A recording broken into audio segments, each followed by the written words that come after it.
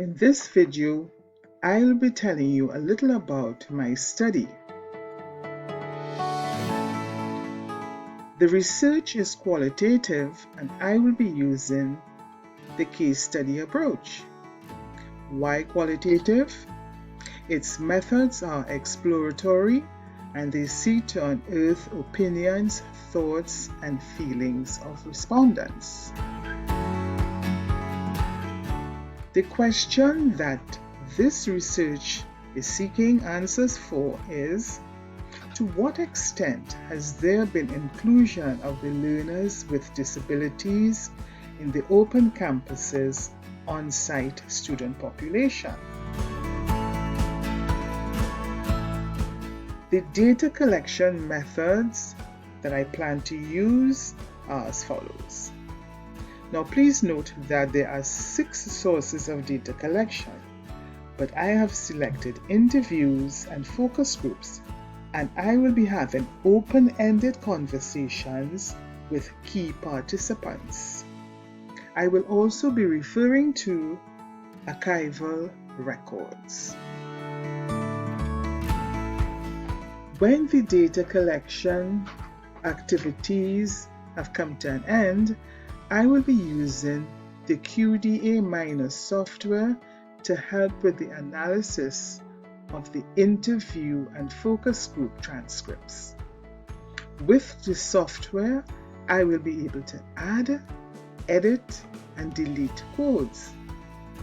I will also be able to make notes using its sticky note features as I go along, because later on, I will be able to retrieve those notes.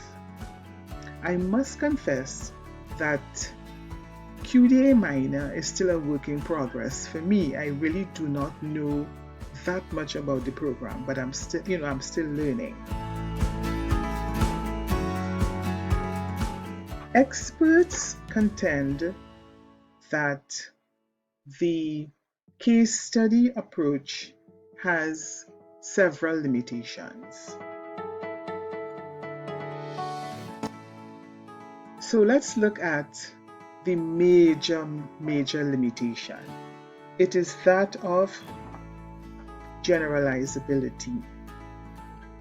According to King et al., how is it that one case can reliably offer anything beyond the particular? If the issue of generalizability arises in my study, I will have to do more observation and widen my sample size. Regarding liability and validity, it will begin with a questionnaire. I will have an expert check the questionnaires for flaws. When the interviews are completed and transcribed, I will send a copy of the transcripts to participants for verification. They would say whether that is exactly what they said and if my interpretation is correct. There will also be the use of triangulation to ensure that all data point in the same direction. Thank you.